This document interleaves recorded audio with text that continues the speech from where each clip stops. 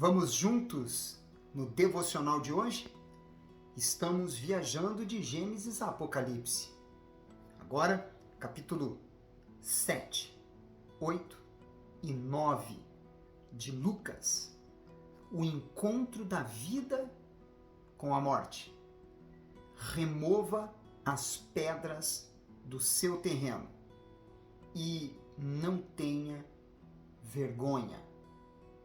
Esses são alguns dos assuntos que eu trago para você.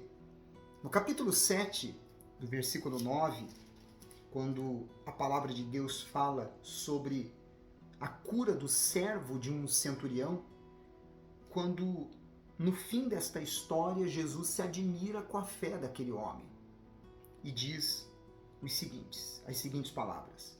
Ouvidas estas palavras, admirou-se Jesus dele e, voltando-se para o povo que o acompanhava, disse: Afirmo-vos que nem mesmo em Israel achei fé como esta. A admiração de Jesus se deu porque esse gentio parecia mais alerta espiritualmente que a maioria dos judeus. A sua admiração teve duas causas. Primeiro, o fato de um gentio compreender a autoridade espiritual. Gentio era aquele que não fazia parte dos judeus. Segundo, o fato de o povo escolhido de Deus não a entender. Você tem entendido a autoridade de Deus sobre a sua vida? Você tem se submetido a ela? Você tem tratado a autoridade de Deus de que forma? Reflita sobre isso. No versículo 11 ao versículo 17, quando acontece um encontro fenomenal. O encontro da vida com a morte. A palavra de Deus mostra a ressurreição do filho da viúva de Naim. Em dia subsequente dirigia-se Jesus a uma cidade chamada Naim. Ia com ele os seus discípulos e numerosa multidão. Como se aproximasse da porta da cidade, eis que saía o enterro do filho único de uma viúva, e grande multidão da cidade ia com ela. Vendo-a, o Senhor se compadeceu dela e lhe disse: Não chores. Chegando-se, tocou o esquife e, parando os que o conduziam, disse: Jovem, eu te mando, levanta-te. Sentou-se o que estivera morto e passou a falar. E Jesus o restituiu à sua mãe. Todos ficaram possuídos de temor e glorificavam a Deus, dizendo: Grande profeta se levantou entre nós e Deus visitou o seu povo. Esta notícia a respeito dele divulgou-se por toda a Judéia e por toda a circunvizinhança. Nós vemos aqui o encontro da vida com a morte. De um lado, a esperança eterna. E do outro, a tristeza pela perda que, humanamente falando, não tinha mais volta. Uma mulher que já havia perdido o marido, agora perdera o seu único filho. Que desolada estava esta mulher. Com Jesus, ela encontrou a restauração. Porque como Jesus se compadeceu desta mãe, ele se compadece também de você, que tem vivido o retrato da morte. Tristeza, dor.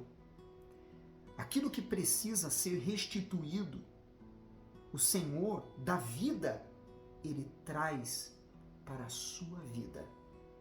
Você crê nisso?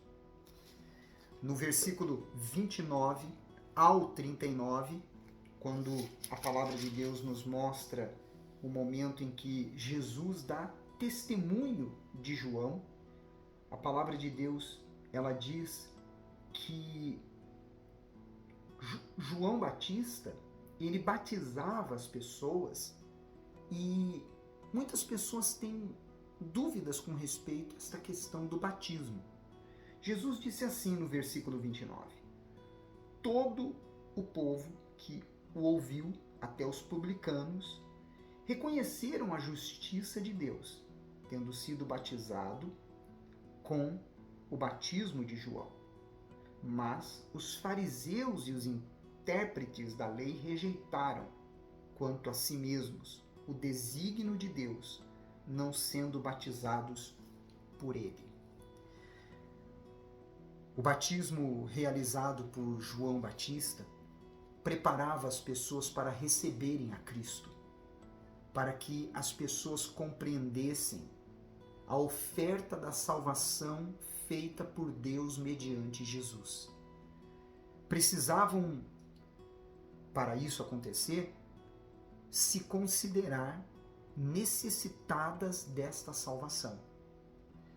O ministério de João fez que as pessoas se considerassem pecadoras, necessitando de mudança de vida. Humilhadas por sua profunda carência espiritual, arrependeram-se, tornaram-se receptivas ao perdão que o sacrifício de Jesus tornou possível.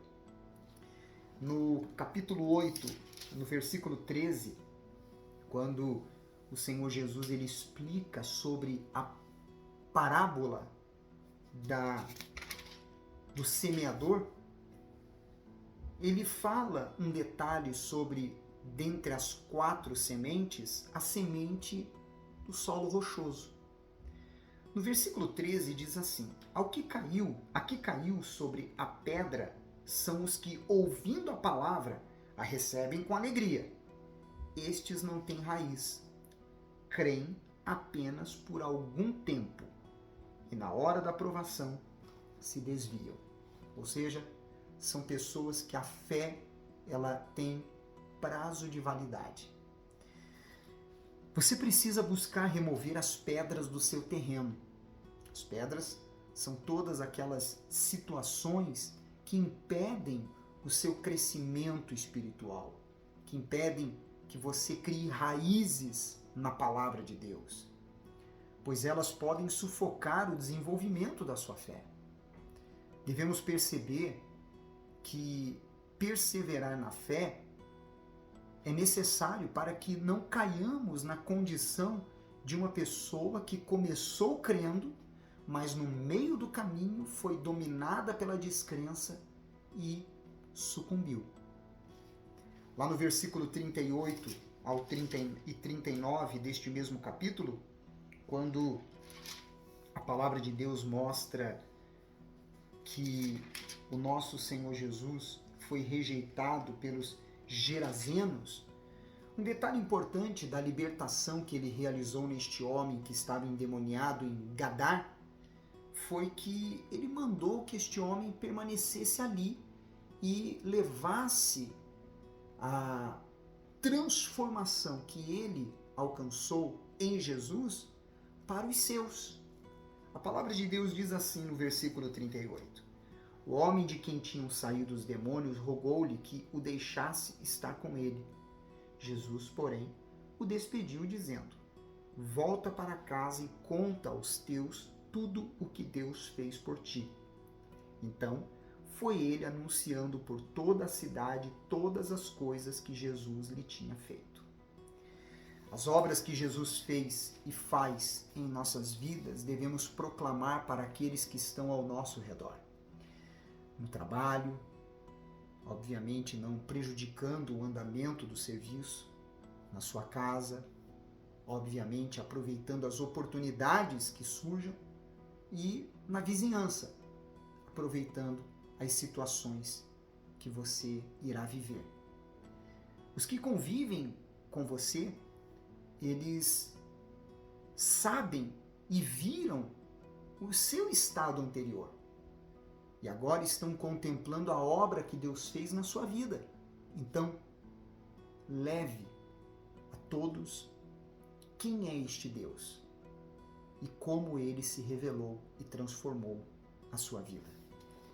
No versículo 49 e 50 deste mesmo capítulo, quando a palavra de Deus mostra a ressurreição da filha de Jairo, depois dele ter procurado Jesus e caminhando com o Senhor Jesus por um tempo até o local onde a sua filha estava acamada não estava ainda morta, mas no meio do caminho ele recebe a notícia de que a filha dele morreu. E aí começaram a falar que ele deveria parar de incomodar o mestre, porque já não tinha o que fazer humanamente falando. Mas aí Jesus, ele diz: falava ele ainda quando veio uma pessoa da casa do chefe da sinagoga dizendo: tua filha já está morta, não incomodes mais o mestre. Mas Jesus, ouvindo isto, lhe disse: não temas, crê somente, e ela será salva. Preste atenção nesse detalhe que é importantíssimo. Mesmo que as suas expectativas estejam sendo completamente anuladas, pois aos olhos humanos a situação chegou ao ponto irreversível. O que Jesus disse a Jairo, ele fala para você também. Não tenha medo, siga crendo. Ou seja, não vá pelo que os seus olhos veem, mas pelo que a palavra de Deus ela diz.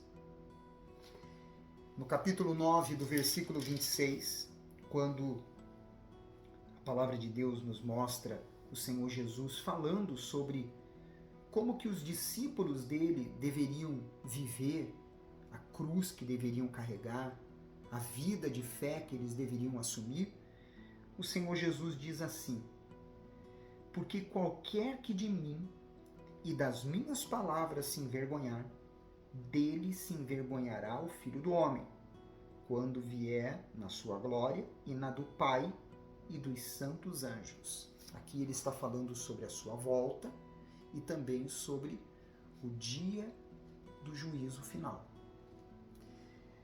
E ele fala sobre nós não nos envergonharmos com respeito a ele e a sua palavra. Não se envergonhe das palavras de Deus, pois são elas que nos direcionam ao céu. Nos anima e nos fortalece enquanto estamos aqui nesta terra. Estamos comprometidos com a palavra de Deus, então isso faz com que o Deus desta palavra também se comprometa conosco. E para terminar, o versículo 56, quando o nosso Senhor, ele fala que os samaritanos não o receberam de bom grado, diz a palavra de Deus: pois o Filho do Homem não veio para destruir as almas dos homens, mas para salvá-las. E seguiram para outra aldeia. Porque Tiago e João disse: se o Senhor quiser, eu oro para descer fogo aqui, vai consumir todo mundo. E aí Jesus disse essas palavras, que ele não veio para destruir as almas, mas para salvá-las. Toda alma pertence a Deus, mas nós temos a responsabilidade com respeito à alma que carregamos. Se a levaremos de volta ao Pai Celestial ou se a conduziremos à perdição eterna. Não é Deus quem lança as almas no fogo eterno, mas como estaremos no último suspiro de nossas vidas é que definirá o destino da nossa alma. Em Jesus, a nossa alma alcança salvação. Envie para todos os seus contatos este vídeo, coloque nas suas redes sociais, deixe o seu like e o seu comentário. Amanhã eu volto com mais do Evangelho de Lucas, você é especial para Deus. Eu te espero amanhã.